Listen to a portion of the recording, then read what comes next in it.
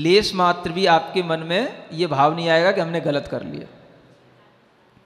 हाँ, भगवान के ज्ञान में ऐसा ही दिख रहा होगा महाराज, क्या करें, नियम लिया होगा तब भी ऐसे ही दिख रहा होगा भगवान के ज्ञान में, और ऐसे ही टूट जाएगा ये भी दिख रहा होगा।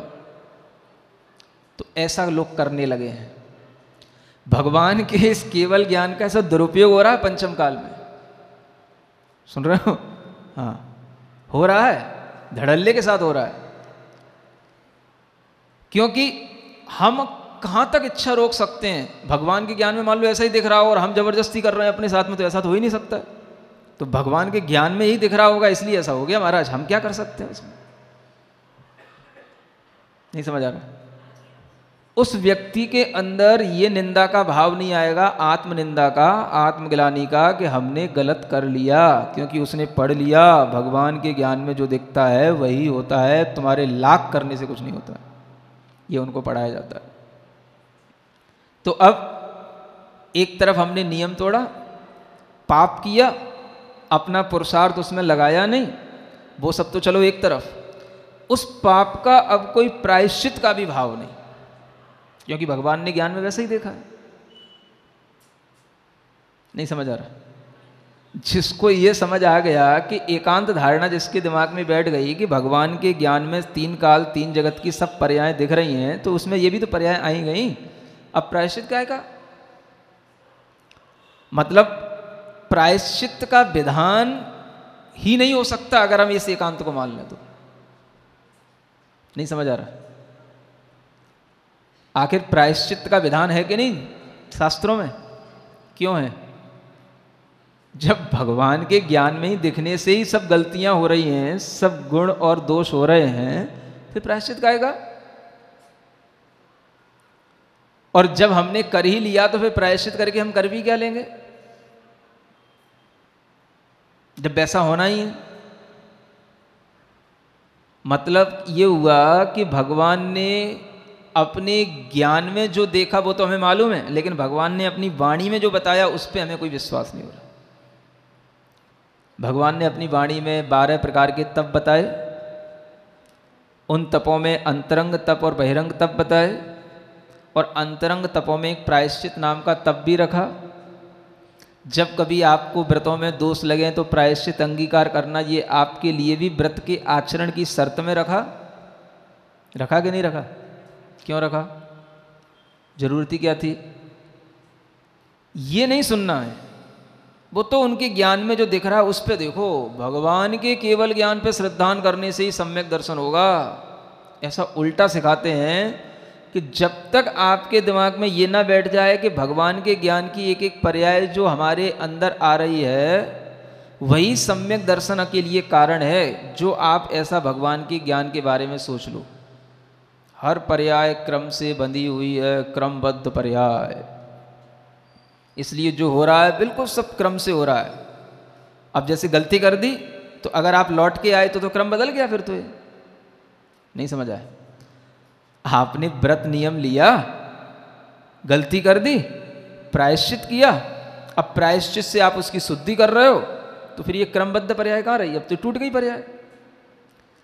जो पर्याय आगे गलती गलती के रूप में होती चली जाती तो ठीक थी, और गलती को आपने सुधारा, तो जो पाप आपको पहले लग गया अब आप उसी पाप का फिर प्रायश्चित कर रहे हो, तो क्रमबद्ध पर्याय में प्रायश्चित भी काएगा फिर? कुछ समझ आ रहा है कि नहीं आ रहा? हा? लोग न जाने कितने तरीकों से आपको घुमाने के लिए तैयार बैठे हैं, और आप भी घूमने के लिए तैयार बैठे हो।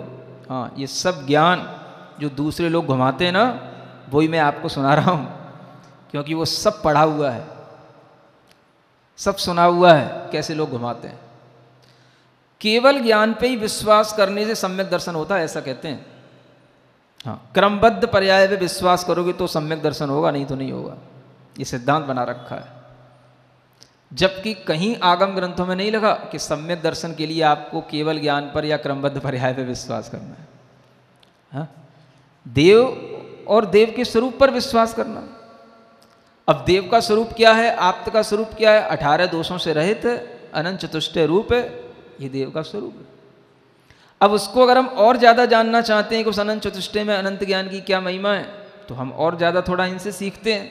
लेकिन इसका मतलब ये तो नहीं है कि इसी में जो हमको ये केवल ज्ञान के इस स्वरूप को बताया जा रहा है और हम जैसा बता रहे हैं वैसा ही आप मानोगे तो ही सम्यक दर्शन होगा। ये तो एक ज्ञान का स्वरूप है, ये भी एक प्रमेय है कि ज्ञान की इतनी विशदता है, इतनी विशालता है कि वह ज्ञेयों को इतनी तरीके से जानता है, इतनी पर्यायों के साथ जानता है। ये ज्ञान की महानता बताई जा रही है। और इसको लोग क्या बना लेते हैं, सम्यक दर्शन ऐसे ही केवल ज्ञान को मानने पर होगा जैसा मैं आपको बता रहा हूँ।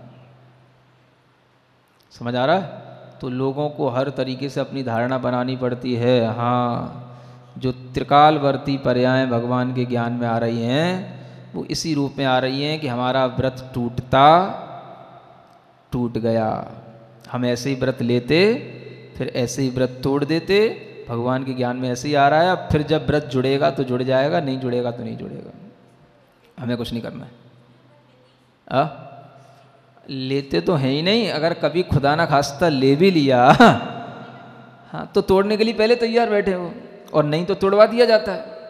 हाँ, ऐसा भी हो चुका है। तो क्यों तोड़वा दिया जाता है? तो जब आप उल्टी पट्टी पढ़ाओगे, ऐसे केवल ज्ञान को इस तरीके से प्रस्तुत करोगे तो आदमी अपने आप तोड़ ही देगा। बोले हाँ, फिर क्या मतलब है? अब जब भगवान के ज्ञान में हमारा मोक्ष दिख ही रहा है तो अब जब होएगा सो जाएगा। और थोड़ा गहराई से पढ़ लो तो अपने आप पता पड़ ही जाता है कि जैसे सम्यक दर्शन हो गया तो अनंत पुद्गल परावर्तन काल जो रहता है वो अर्ध पुद्गल परिवर्तन में बदल जाता है ना। अनंत काल जो होता है वो अर्ध पुद्गल परिवर्तन में बदल गया। तो अब जो है वो अर्ध पुद्गल परिवर्तन काल के अंत तक आपका मोक्ष होना निश्चित है। तो कुछ ना कुछ आपकी पर्याय ऐसी बनेगी कि आप उसी तरीके का पुरुषार्थ करोगे और अपने आप आपको मोक्ष होगा। कुछ नहीं करना आपको, ये बिल्कुल निश्चित है। इसलिए किसी भी तरीके का पुरुषार्थ करने की कोई ज़रूरत नहीं है। व्रतों का तप करने का कष्ट उठाने की कोई ज़रूरत नहीं है। भगवान के ज्ञान में जब जैसा आया है वैसा बस तुम विश्वास करके चलो, और जब जो है होना होगा सो अपने आप उसी समय वो पर्याय प्रकट हो जाएगी। एकदम आपके अंदर से चारित्र मोनि कर्म का क्षय होगा, आपके लिए क्षयोपशम बढ़ जाएगा, और उसी समय पर आपके कपड़े उतर जाएंगे, आपकी मुनि दीक्षा हो जाएगी, आपको ध्यान लग जाएगा, आपको केवल ज्ञान हो जाएगा, मोक्ष हो जाएगा। सब अब दिख ही रहा है भगवान के ज्ञान में। क्यों बैठो पहले से ध्यान करने के लिए? क्या मन को लगाने की आवश्यकता? मन को रोको, इंद्रियां रोको, तप करो, कर्म निर्जरा करो, ये प्रायश्चित लो, वो विनय तप करो, ये स्वाध्याय करो। काहे को इतनी परेशानी? हाँ, ऐसा नहीं लगेगा? देख लो आप, अब ये केवल ज्ञान का प्रकरण बहुत चलते चलते अब हम लास्ट में उठा रहे हैं इस प्रकरण को, ताकि आपकी धारणा बन चुकी होगी ना अब केवल ज्ञान के प्रति ऐसी तो उस धारणा में अब आपके अंदर ये ना आ जाए कि कहीं केवल ज्ञान से ही सब कुछ हो रहा है तो अब हमें कुछ भी करने की जरूरत। यह भी एक मिथ्यात्व का ही भाव समझ में आ रहा है? हाँ, ये बहुत गहरा भाव है। पूरा जैन दर्शन इसी पर टिका हुआ है, अनेकांत दर्शन पर, और जैनी लोग इसी एकांत मान्यता में भटक रहे हैं। हाँ,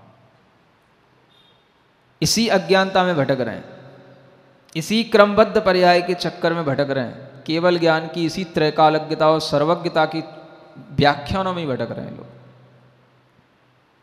क्या समझ आ रहा है? हाँ, जब भी देखोगे आप सर्वज्ञता के ऐसे व्याख्यान मिलेंगे कि आपको लगेगा कि हाँ वास्तव में सर्वज्ञ ने जो कहा है बस वही होगा। अब ये कहा है सर्वज्ञ ने कि तप लेना, व्रत लेना, गलती हो जाए तो प्रायश्चित लेना, इसको नहीं कहेंगे, इसको नहीं बताएंगे। जो भगवान ने देखा उसको देखो बस। तो भगवान ने जो कहा है वो कुछ मत देखो। मतलब ये भगवान की वाणी नहीं है कि कर्म निर्जरा करने के लिए हमें तप लेना है कि व्रत लेना है, ऐसा कुछ नहीं है। जो भगवान ने देखा है पहले उस पर तो विश्वास करो, तप और व्रत की बातें बाद में करना, पहले सम्यक दर्शन तो कर लो। सम्यक दर्शन किससे होगा? तो केवल ज्ञान सर्वज्ञता पर विश्वास करने से होगा। तो सर्वज्ञता का ऐसे विश्वास करो। समझ रहे हो ना? क्या समझ रहे हो? केवल ज्ञान के अनुसार हमारा ज्ञेय चल रहा है, जो जो भगवान ने देखा है वैसा ही वैसा होगा ना। और कहीं आप से किसी ने कह दिया तो तुम्हारी उल्टी बुद्धि है, तो क्या करोगे?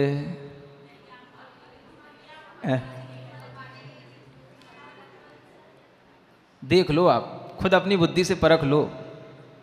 एकांत मान्यता में हम मिथ्यात्व की ओर जा रहे हैं कि नहीं जा रहे हैं? वही ब्रह्मा की ओर हम पहुंच रहे हैं कि नहीं? उसी एक भगवान की ओर पहुंच रहे कि नहीं पहुंच रहे? उधर एक भगवान सबका नियंता हो रहा है और इधर भगवान का ज्ञान नियंता हो रहा है। कुछ ज़्यादा अंतर नहीं है। समझ में आ रहा है? एक मिथ्यात्व छोड़ करके आज जैनों के अंदर दूसरा मिथ्यात्व पलने लगा है, और ये ग्रहित मिथ्यात्व। इसको क्या बोलते हैं?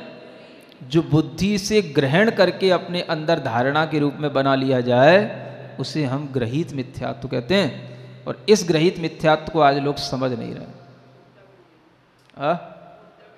छूट कैसे जाएगा? जब मिथ्यात्व को हमने धारण ही कर लिया तो इतनी जल्दी कैसे छूट जाएगा वो, है ना? हाँ, एक बार जो आग्रह पकड़ लिया, धारणा पकड़ ली, छूट नहीं सकती। अगर किसी को हमारा प्रवचन ऐसा सुनने को मिल जाए और उसके अंदर ग्रहित मिथ्यात्व बैठा हो, उठ के चला जाएगा, सुन ही नहीं सकता। हाँ, कहीं भी देख भी रहा हो तो तुरंत बंद कर देगा, सब टीवी भी। हाँ, नहीं सुनना, बोले सब कुछ नहीं है, अज्ञानी लोग हैं, कुछ नहीं जानते हैं सब। बस क्या करोगे आप बताओ? अनेकांत को ही भुला दिया। एकांत धारणा इतनी दृढ़ कर ली कि अनेकांत का सिद्धांत था परस्पर में सापेक्षिकता का सिद्धांत, है ना? हर चीज एक दूसरे पर निमित्त नैमित्तिक संबंध के साथ चलती है। ज्ञान भी ज्ञेय पर कथनचित डिपेंड है और कथनचित ज्ञेय भी ज्ञान पर डिपेंड है। ऐसा मानोगे तो कहीं कोई दोष नहीं है, और एकांत मान लोगे तो दोष ही दोष है। और जब एकांत को ही सम्यक दर्शन कहा जाएगा तो फिर अब आप समझ लो मिथ्या दर्शन क्या रह गया है? तो ये गहरे विषय हैं जिनके कारण से लोग भटक रहे हैं। स्वाध्याय करते करते भी लोग ऐसे ही दृढ़ हो जाते हैं कि वो सम्यक दर्शन के बजाय मिथ्या दर्शन को पुनः प्राप्त हो जाते हैं। तो ये समझ के चलना कि भगवान का ज्ञान अर्थों के पार हो गया है। मतलब क्या है कि जितना भी अर्थ था वो उन्होंने प्राप्त कर लिया है। अब अर्थ जैसा था, पदार्थ जैसा था, उसको उन्होंने वैसा ही जान लिया, वैसा ही प्राप्त कर लिया। ऐसा तो नहीं कि भगवान के ज्ञान से हर पदार्थ चल रहा है। धर्म द्रव्य हैं, अधर्म द्रव्य हैं, मुक्त जीव हैं, संसारी जीव हैं, जिनको जैसा उनके ज्ञेय के रूप में मिला वो ज्ञेय उनके ज्ञान में वैसा आ गया। बस अनंत के रूप में है। जीव का कभी भी प्रारंभ नहीं है, जीव किसी ने बनाया नहीं है। आत्मा को कोई बनाए तो उसका कोई इनिशियल पॉइंट बने, कोई उसकी बिगिनिंग शुरू हो। जब बिगिनिंग है ही नहीं तो भगवान कहाँ से देखेंगे उसकी बिगिनिंग? जब बिगिनिंग किसी ने की ही नहीं तो भगवान को कहाँ से दिखाई देगी? तो ये प्रश्न करना भी अपने आप में अज्ञानता है कि भगवान को जीव कहाँ से प्रारंभ होता हुआ दिखाई दे रहा है, जब जीव का प्रारंभ है ही नहीं, दिखेगा क्या? तो जीव अनादि है तो उन्हें भी वो अनादि रूप में ही दिखेगा। जीव अनंत काल तक है, उन्हें भी वह अनंत काल तक ही दिखाई देगा। इस तरह से ही वो ज्ञेयों को जानते हैं। जो ज्ञेय है जैसा वैसा ही तो देखेंगे। तो एक तरफ ये भी कहते हो कि जैसा ज्ञेय है वैसा जानने में आएगा, और एक तरफ कहते हो जैसे ज्ञान में आ गया वैसा ही होगा। तो जब तक इस बीच के एकांत को अनेकांत के माध्यम से आप सामंजस्य नहीं बिठाओगे, तब तक आपके लिए कोई भी बात समझ में नहीं आएगी। कथनचित लगा करके उसका समाधान करो। इसीलिए यहाँ कहा जा रहा है ज्ञान जो है अर्थों का पार हो गया है, और उनकी दिट्ठी माने दृष्टि लोया लोये सुविथड़ा, लोक और अलोक में फैल गई है। लोक और अलोक के विस्तार को प्राप्त हो गई। मतलब केवल ज्ञान के साथ में उन्हें केवल दर्शन भी हुआ है, जिससे कि वह लोक और अलोक सबको जानते हैं। अब देखो, लोक तो चलो ठीक है, सीमित है, 343 घनराजु प्रमाण है। आलोक अनंत है। अब उस अंत अंत अंत कहीं ना कहीं तो उसका अंत दिखाई देगा। जब अंत दिखाई देगा तभी तो उनके ज्ञान में कुछ पूरा अंत दिखाई देगा। तो उस आलोक को कैसा देख रहे हैं वो? अनंत है, तो अनंत के रूप में ही देख रहे हैं, अनंत के रूप में ही जान रहे हैं। तो जो चीज जैसी है वैसी जानने में आ रही ना, कि उनके ज्ञान के अनुसार सब कुछ दिखाई दे रहा है। फिर हम अपने लिए उसको क्यों लगाते हैं ऐसा कि जैसा उनके ज्ञान में दिख रहा है वैसा हम कर रहे हैं? जब आलोक अन्य द्रव्य उनके ज्ञान में जैसे थे वैसे आ रहे हैं, तो हम भी जैसे होंगे वैसे ही तो आएंगे। तो अपने को ये विचार रखना है कि कभी भी इस तरह की एकांत मान्यता नहीं रखना कि ज्ञान के अनुसार ज्ञेय का परिणमन होता है। केवल ज्ञानावरण के अभाव में अनंत ज्ञान हो गया, केवल दर्शनावरण के अभाव में अनंत दृष्टि मिल गई, और अंतराय और मोहनी कर्म ही हमारे लिए अनिष्ट कहे गए। यहाँ पर देखो एक बहुत अच्छी बात मिली। अनिष्ट का मतलब यहाँ क्या है? अंतराय कर्म और मोहनी कर्म। हाँ, अब देखो जब भी हम किसी चीज को अपना अनिष्ट समझते हैं, ये हमारे लिए अनिष्ट हो रहा है, मतलब हमारे लिए इष्ट नहीं है या हमारी इच्छा के अनुरूप नहीं है, तो उसमें हमारे दोनों ही कर्म काम कर रहे होते हैं। या तो हमारे अंदर मोहनी कर्म का तीव्रदय होता है और अंतराय कर्म का भी उसके साथ तीव्रदय होता है। तो हमें कोई भी वस्तु अगर अनिष्ट लग रही है तो समझना कि आपके अंदर अंतराय कर्म का तीव्रदय चल रहा है या मोहनी कर्म का तीव्रदय चल रहा है। देखो बहुत अच्छा सिद्धांत निकलता है यहाँ से, है ना? बताओ आपको क्या अनिष्ट लगता है? मान लो कि आपके लिए रोग हो गया। रोग तो अनिष्ट है ना, आपको इष्ट तो नहीं है। हमको बुखार आ जाए, जुकाम खांसी हो जाए, ऐसा कोई चाहता है? बोलो तो, क्या बोल रहे हो? हाँ के ना? हाँ जी कर रहे हो? तुम लोग भी हाँ जी करना ही सीख ली हर बात पे क्या? तो क्या कह रहे हो? ये चाहते हो कि हमको बुखार आ जाए, कि हमको जुकाम खांसी हो जाए? अब तो बोलोगे ना जी है? कोई नहीं चाहता। क्यों नहीं चाहता? ये हमारे लिए अनिष्ट है, इष्ट नहीं है। ये हमारे लिए अनिष्ट है। अब देखो वह हमारे लिए अनिष्ट क्यों हो रहा है? क्यों हो रहा है हमारे लिए अनिष्ट? क्योंकि उसके होने पर हमारे शरीर में बिल्कुल भी ताकत नहीं रहती, हम परेशान हो जाते हैं, हमारा किसी काम में मन नहीं लगता है। अब आप ये देखो कि ये अनिष्टता आई तो आई कहाँ से? एक तो अपने अंतराय कर्म के कारण से आई। अब उसमें सब अंतराय कर्म भी लग जाएंगे, है ना? दान अंतराय कर्म का उदय भी है, लाभ अंतराय कर्म का उदय भी है, भोग अंतराय कर्म का उदय भी है, वीर्य अंतराय कर्म का उदय भी है, उपभोग अंतराय कर्म का उदय। क्योंकि इन सब अंतराय कर्म के कारण से ही आपको बीमारी होते ही सब में अंतराय पड़ जाता है। क्या समझ आया? ना आप दान कर पाओगे, ना आपको जो लाभ उस समय पर होना चाहिए वो लाभ मिल पाएगा किसी भी चीज़ का। हाँ, बीमार पड़े हो, मान लो कोई पैसा देने वाला भी आया, कोई हिसाब किताब करने वाला भी आया, है ना?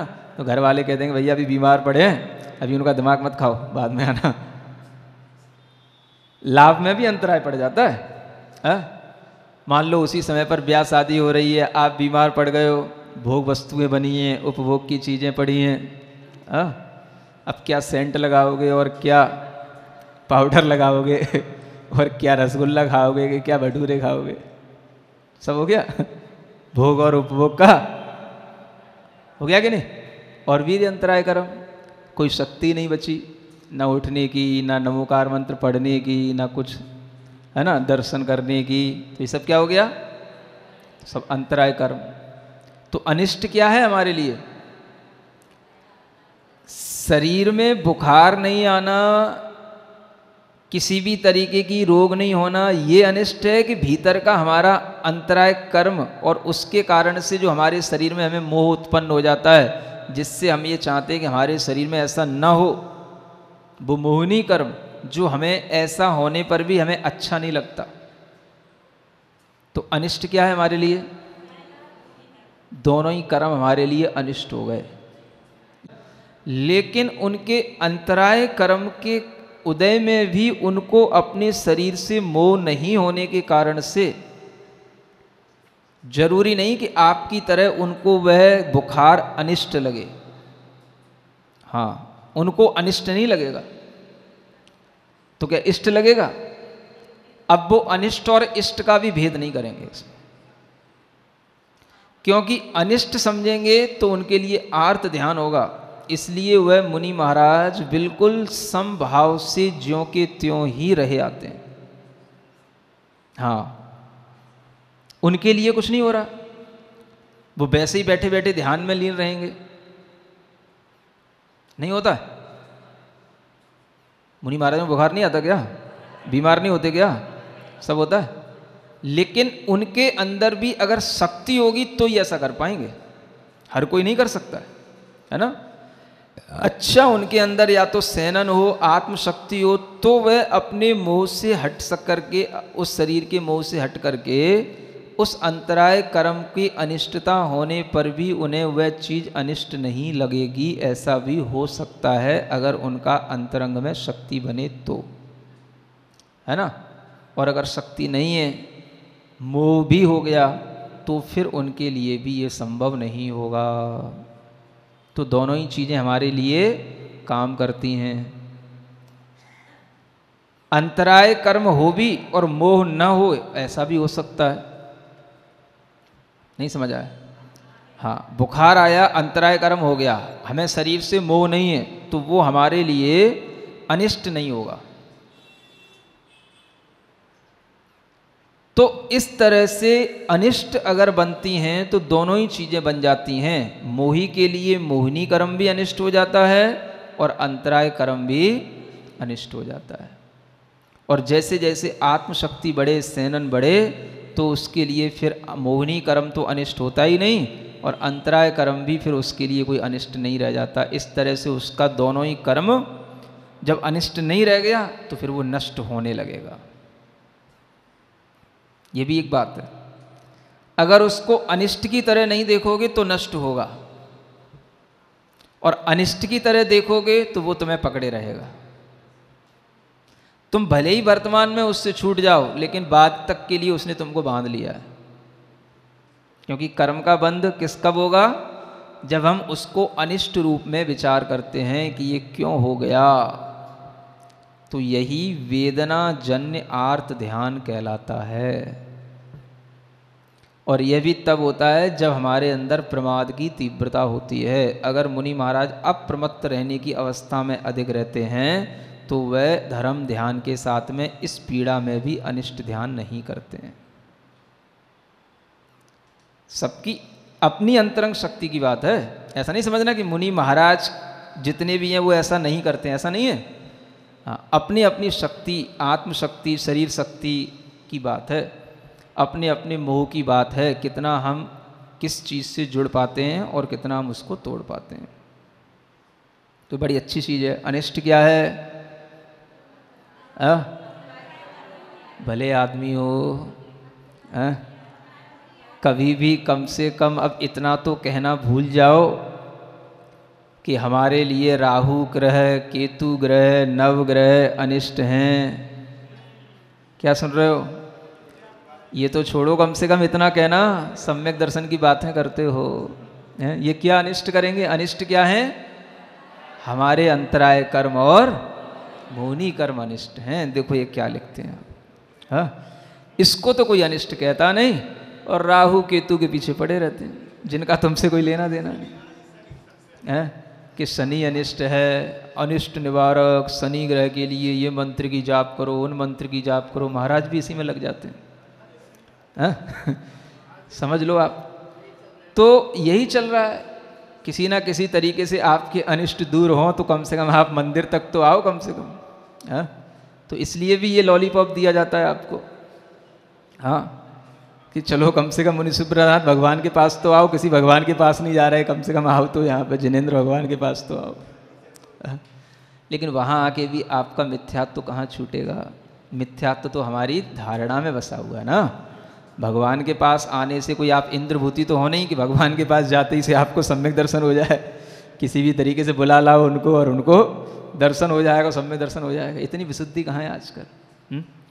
तो आदमी एक बार जिस धारणा से भगवान के पास जाने लग जाता है, फिर जिंदगी भर उसी धारणा से भगवान के पास जाता है और अपनी धारणा में मिथ्यात्व को अंत तक छोड़ नहीं पाता है। समझ में आ रहा है? तो ये नवग्रहों के, शनि ग्रहों के, अरिष्टों के चक्कर में मत पड़ो। सब कुछ छोड़ करके भगवान जिनेंद्र देव की महिमा समझो, भगवान जिनेंद्र देव की पूजा आराधना करो और ये सोचो कि अनिष्ट तो हमने अनादिकाल से बांध रखे हैं, जो हमारे अंतराय कर्म और मोहिनी कर्म के रूप में हमारे आत्मा में बंधे हुए हैं, और ये अनिष्ट इसी तरह के ज्ञान से और श्रद्धा से दूर होंगे। कोई देवताओं की मंत्र की माला फेरने से दूर नहीं हो जाएंगे, है ना। और अगर आप भगवान के भी मंत्र की माला इसी भावना से फेरोगे कि अनिष्ट दूर हो जाए, तो भी नहीं दूर होंगे। हाँ, सब कुछ देर के लिए लोगों को भ्रमाने की बातें हैं और कुछ नहीं। समझ में आ रहा है? इसलिए सम्यक ज्ञान को पुख्ता बनाओ ताकि आपको कोई भ्रमित ना कर पाए, है ना। दुनिया में सब अपने अपने तरीके से सब अपनी अपनी दुकानें चला रहे हैं, सम्यक ज्ञान की दुकान सबसे फीकी चल रही है। हाँ, सबसे मंदी चल रही है। अब कीमती कहो कुछ कहो, हाँ, बहुत कम ग्राहक मिलते हैं जो पुख्ता हों, अपने आप में पक्के हों, है ना। अनिष्ट माने क्या है? अंतराय कर्म, और भगवान के सब अनिष्ट दूर हो गए। अब जिनके अनिष्ट दूर हुए उनकी पूजा करोगे तो तुम्हारे अनिष्ट तो अपने आप दूर होंगे। नहीं समझ आ रहा? अब तुम्हें ये पता तो हो कि हम जिनकी पूजा करने जा रहे हैं वो उनके अनिष्ट सब दूर हैं। तुम तो उन भगवान को भी काले काले देख के यही समझते हो कि यही शनि ग्रह भी ऐसे ही होते हैं जैसे मुनि सुब्रतनाथ भगवान है ना। हाँ, ऐसे ही होते हैं। हाँ, वो शनि ग्रह इन्हीं को देख के डरेगा क्यों? इसीलिए काले काले होते हैं, नीले नीले होते हैं। नहीं समझ आ रहा? तो आपके दिमाग में तो वही भरा है ना। तो आपको जब तक ये नहीं समझ आएगा कि भगवान के अनिष्ट दूर हो गए इसलिए हम उनके पास जाएंगे तो हमारे अनिष्ट दूर होंगे, तब तक आपके अंदर सम्यक श्रद्धा के बिना वह अनिष्ट दूर होने की बात आएगी कैसे?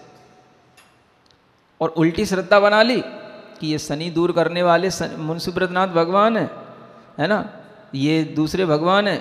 तो इस तरीके से तो आपने भगवान में अनिष्टता का अभाव तो देखा ही नहीं। आपने यही देखा कि इनसे ये ग्रह दूर हो रहे हैं, उनसे वो ग्रह दूर हो रहे हैं। तो आपकी दृष्टि में तो वो सब मिथ्यात्व ही भरा हुआ है ना। भले ही जिनेंद्र भगवान के पास आ गए, मंदिर में आ भी गए, तो लाभ क्या मिला? क्या समझ आ रहा? उनकी पूजा से कोई आपको लाभ नहीं मिल सकता। पहले तो ये अपने मन से धारणा निकाल दो कि कोई ग्रह हमारे लिए अनिष्ट करने वाले हैं। जब हमारे लिए ग्रह अनिष्ट नहीं कर रहे हैं तो फिर हमने नवग्रह के चक्कर में भगवान को क्यों फंसा लिया? हाँ, अभी तक तो श्रावक ही फंसे थे नवग्रह के चक्कर में, अब तो भगवान आ गए पंचम काल में नवग्रह के चक्कर में। नहीं समझ आ रहा है? हाँ, उनको भी लपेट लिया। अभी तक तो श्रावक ही नवग्रह के चक्कर में पड़े थे, अब तो जिनेंद्र भगवान आ गए नवग्रह के चक्कर में। ये भगवान इस ग्रह के, ये भगवान इस ग्रह के, ये भगवान इस ग्रह के। किन्ने बताया? वो भी सम्यक ज्ञानी पंडितों ने बताया, मुनि महाराजों ने बताया। तो श्रावक क्या करे बेचारा? हाँ, तो सब जगह तुमने इसी तरीके का अनिष्ट फैला रखा है, तो ये कब समझोगे कि ये भगवान अनिष्ट दूर किए हुए थे, उन्हीं को फिर अनिष्टों का निवारण करने वाला फिर डाल दिया। अपने मन में यही विचार लाया करो कि अनिष्ट जिनके दूर हुए हैं हम उनके पास जाएंगे तो हमारे सब अनिष्ट दूर हो जाएंगे। क्या समझ आ रहा है? हाँ, ये धारणा रहेगी तो सम्यक दर्शन बनेगा। तो अनिष्ट किनके दूर हुए? केवल मुनि सुब्रतनाथ भगवान के? महावीर भगवान के नहीं हुए? हाँ, तो जिनके अनिष्ट दूर हो गए उनके पास जाओगे तो आपके भी अनिष्ट दूर होंगे, क्योंकि जिसके पास जो चीज़ है वही तो वो चीज़ देगा। अब आप उनके पास आ भी गए किसी रूप से, लेकिन आपके ज्ञान में जब तक ये नहीं आएगा कि इनके अनिष्ट दूर हुए इसलिए हम इनके पास में आए, तब तक आपको उनसे भी कोई अनिष्ट दूर होने वाला नहीं है, चाहे आप उनकी कितनी मंत्रमाला फेर लो। क्योंकि जो कुछ भी चलता है वो अपने ज्ञान से चलता है। हमारे ज्ञान में पॉजिटिविटी होगी तो वह पॉजिटिविटी भगवान के सामने होने पर और बढ़ेगी, और हमारे ज्ञान में नेगेटिविटी है तो भगवान के सामने जाकर के वह नेगेटिविटी ही और बढ़ेगी। वो पॉजिटिव हो ही कैसे सकती? जब तक हम चेंज नहीं होंगे तब तक हमें भगवान का सामने सही स्वरूप दिखाई देगा ही नहीं। भगवान के सामने पहुंच जाने से अपने आप नेगेटिविटी पॉजिटिविटी में हो जाएगी, ऐसा भी नहीं होता है। सामने पहुंचकर के भी वो नेगेटिविटी पॉजिटिविटी में तब बदलेगी जब आप भगवान को उस दृष्टि से देखने गए हो। इतना कोई भगवान का हवा वाला प्रभाव नहीं है कि वो आपके ज्ञान को ही बदल डाले। समझ आ रहा? हाँ, ये तो उसके लिए होता है जो व्यक्ति अपने आप में जागृत हो, संवेदना से सहित हो। इंद्रभूति जैसा व्यक्ति ही कोई एकाध बदल पाता है। भगवान को देखकर भगवान की पूजा करके जब तक हम भगवान के स्वरूप को अपनी दृष्टि में सही नहीं लाएंगे तब तक भगवान की पॉजिटिव एनर्जी भी हमारे अंदर नहीं आएगी। ये हमेशा ध्यान रखना। इसीलिए भगवान के पास जाकर के हमारे अंदर पॉजिटिविटी तभी बढ़ती है जब वह हमारे स्वरूप में किसी भी प्रकार से उल्टी धारणाओं को लेकर के भगवान नहीं बैठे होते हैं। भगवान के अंदर पड़े थे, भगवान ने अपने अनिष्टों को अपनी तपस्या से दूर किया है। हम भी अपने अनिष्टों को भगवान के कहे बताए मार्ग पर चलने से ही दूर करेंगे, है ना। इस तरीके से भगवान के लिए अब क्या हो गया? इट्ठम पुण्यजम तु तम लब्धम, जो कुछ भी उन्हें इष्ट था वह उन्हें लब्ध माने प्राप्त हो गया। इष्ट को प्राप्त करने की ये इसमें युक्ति बताई गई है। इष्ट क्या था? अपनी आत्मा इष्ट थी, सो वह इष्ट अपनी आत्मा उनको प्राप्त हो गई। अनिष्ट भूत जितनी भी ये कर्म थे वो सब नष्ट हो गए, तो जो बचा वो सब इष्ट रह गया। तो अपनी शुद्ध आत्मा जब इष्ट बन गई है तो उन्हें अपने इष्ट की उपलब्धि हो गई। यही इष्ट की उपलब्धि कहलाती है। तो सबके लिए इष्ट क्या होना चाहिए? शुद्ध आत्मा अपनी इष्ट होना चाहिए, के लिए लक्ष्य में होना चाहिए। और उसी ध्येय से जब हम सब कुछ ज्ञान ध्यान पूजा इत्यादि करेंगे तो हमारे लिए ये इष्ट की प्राप्ति। अव्याप्त दर्शन त्रिलोक, जो था अनिष्ट झट नष्ट किया।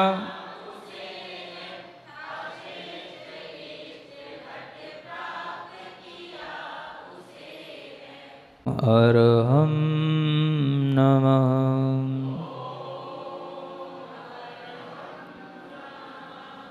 पूरे शरीर में व्याप्त अपनी अंतस चेतना को ज्ञानमय महसूस करें। उस अंतस चेतना में लगे हुए बंधे हुए उन कर्मों को अनिष्ट रूप में देखते हुए भावना करें कि मैं इन अनिष्ट कर्मों से रहित हूँ। अनिष्ट कर्म रहितो हम,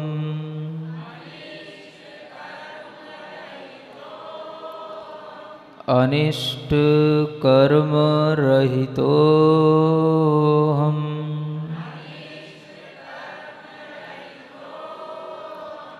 अनिष्ट कर्म रहितो हम।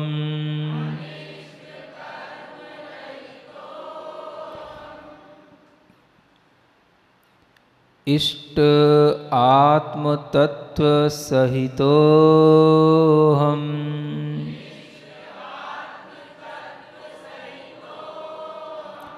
इष्ट आत्म तत्व सहितो हम।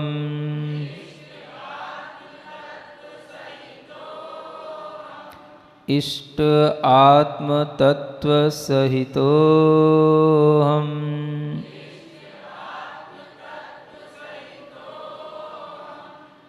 अनंत ज्ञान दर्शन सहितो हम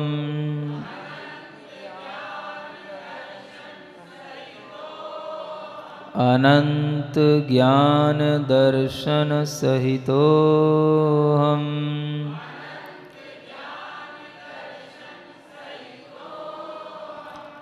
अनंत ज्ञान दर्शन सहितो हम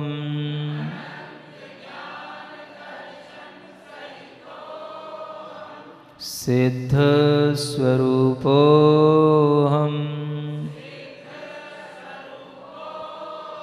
सोहम। अपनी हथेलियाँ आँखों पर रखें। ओम अरहम परम शांति